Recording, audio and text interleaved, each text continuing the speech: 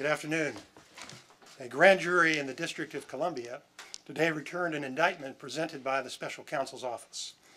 The indictment charges 13 Russian nationals and 3 Russian companies for committing federal crimes while seeking to interfere in the United States political system, including the 2016 presidential election.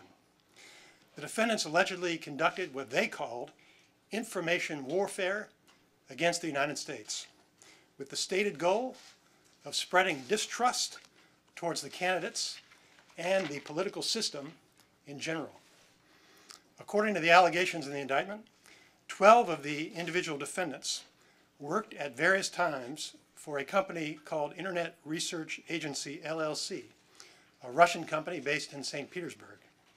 The other individual defendant, Yevgeny Viktorovich Prigozhin, funded the conspiracy through companies known as Concord Management and Consulting, LLC, Concord Catering, and many affiliates and subsidiaries. The conspiracy was part of a larger operation called Project Lakta. Project Lakta included multiple components, some involving domestic audiences within the Russian Federation, and others targeting foreign audiences in multiple countries. Internet Research Agency allegedly operated through Russian shell companies. It employed hundreds of people in its online operations, ranging from creators of fictitious personas to technical and administrative support personnel with an annual budget of millions of dollars. Internet Research Agency was a structured organization headed by a management group and arranged into departments, including graphics, search engine optimization, information technology, and finance departments. In 2014, the company established a translator project focused on the United States. In July of 2016, more than 80 employees were assigned to the translator project. 2 of the defendants allegedly traveled to the United States in 2014 to collect intelligence for their American influence operations.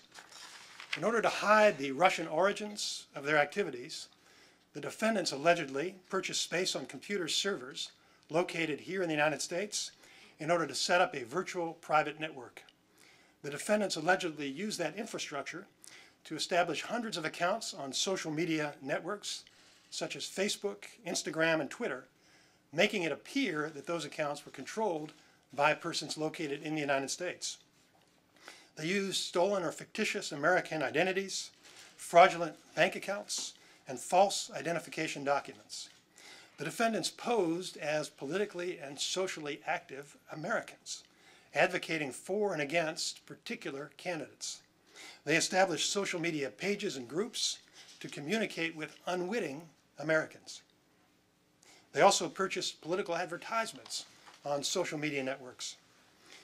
The Russians also recruited and paid real Americans to engage in political activities, promote political campaigns, and stage political rallies. The defendants and their co-conspirators pretended to be grassroots activists. According to the indictment, the Americans did not know that they were communicating with Russians. After the election, the defendants allegedly staged rallies to support the president-elect while simultaneously staging rallies to protest his election. For example, the defendants organized one rally to support the president-elect and another rally to oppose him, both in New York on the same day. On September 13th of 2017, soon after the news media reported that the Special Counsel's Office was investigating evidence that Russian operatives had used social media to interfere with the 2016 election, one defendant allegedly wrote, quote, "We had a slight crisis here at work. The FBI busted our activity.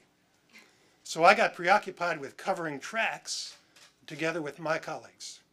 End quote. The indictment includes 8 criminal counts. Count 1 alleges a criminal conspiracy to defraud the United States by all of the defendants.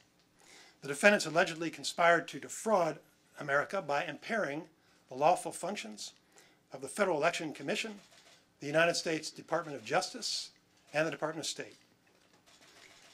Those organizations of the U.S. government are responsible for administering federal requirements for disclosure of foreign involvement in certain domestic activities. Count 2 charges conspiracy to commit wire fraud and bank fraud by Internet Research Agency and 2 of the individual defendants. And counts 3 through 8 charge aggravated identity theft by Internet Research Agency and 4 individuals.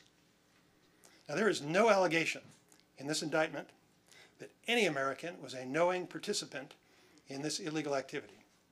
There is no allegation in the indictment that the charged conduct altered the outcome of the 2016 election.